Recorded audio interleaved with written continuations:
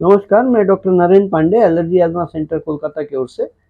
आज हम लोग चर्चा करने वाले हैं सर्दी खांसी होना और ये बढ़ते-बढ़ते धीरे-धीरे सांस की तकलीफ में परिवर्तित हो जाता है।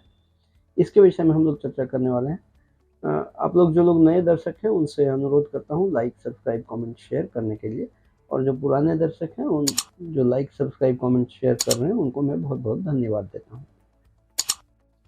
मैं कोलकाता में सियालदह स्टेशन के पास मौलाली मजार और इंटाली सिनेमा हॉल के बीच में अवस्थित हूँ। बहुत दर्शक, मैं छोटा-छोटा वीडियो बनाता हूँ, बहुत दर्शक वीडियो नहीं देख के पूरा और कॉल करते हैं, कहाँ बैठते हैं, कहाँ अवस्थित हैं।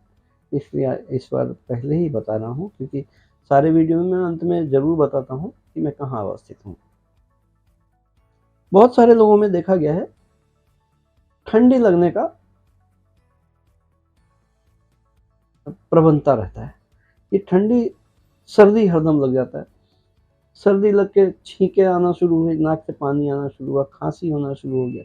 ये चीज़ चलते रहता है, मुसलसल चलते रहता है। दवाइयाँ लिया, 5-7 दिन ठीक है, फिर से वैसे ही शुरू हो गया। जैसे ही मौसम में बदलाव आया, थोड़ा मौसम करवट बदला या सुबह अर्ली मॉर्निंग, लेट इवनिंग में ज़्यादा से ज़्यादा इस तरह का तकलीफ होता है।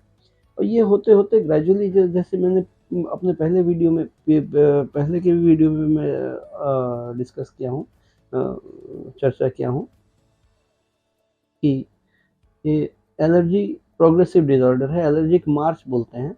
एलर्जी जो भिन्न-भिन्न तरह का प्रॉब्लम होता है, एक से एक या एकाधिक ऑर्गन को इन्वॉल्व करता है, वैसे ही सर्दी खाँसी होते-होते ग्रेजुअली धीरे-धीरे आगे आगे चल के देखते हैं बहुत सारे लोगों में साँस की तकलीफ आना शुरू हो जाता है, दमे की शिकायत आना शुरू हो जाता है।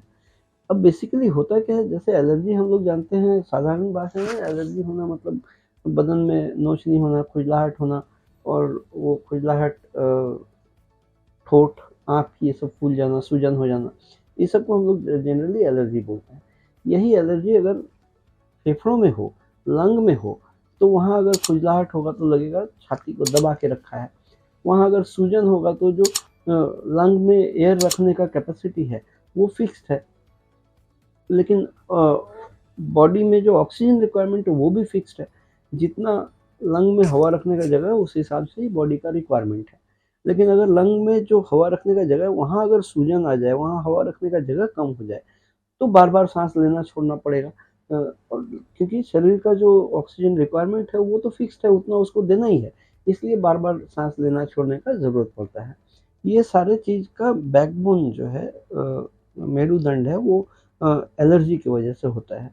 इससे निजात पाने के लिए हम लोग को ज़रूरत है मॉडिफाइड स्किन प्रिक टेस्ट करके, परीक्षण करके पहचान करना कि किन-किन चीज़ों से कितना परिमाण में एलर्जी हो रहा है। वो जैसे ही पहचान हो जाए तो ये स्पेसिफिक इम्यूनोथेरेपी वैक्सीन बना के देने से बॉडी में उन चीज़ों के अगेंस्ट में, जिन चीज़ों से एलर्जी हो रहा है उनके अगेंस्ट में बॉडी में इम्यूनिटी डेवलप हो जाता है। इम्यूनिटी डेवलप होने से ही लेकिन इससे छुटकारा पाया जा सकता है।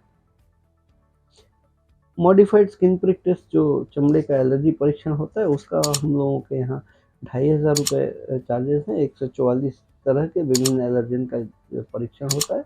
और एलर्जी वैक्सीन जो बोलते हैं, वैक्सीन इंजेक्शन नहीं है, मुँह में खाने वाला ओरल ड्रॉप बनता है।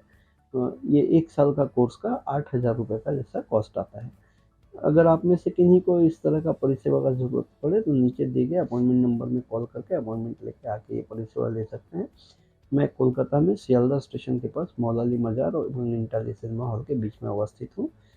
आज के लिए इतना ही। आप लोग स्वस्थ रहें, खुशहाल रहें। मैं doctor Narendra Pandey, allergy asthma centre के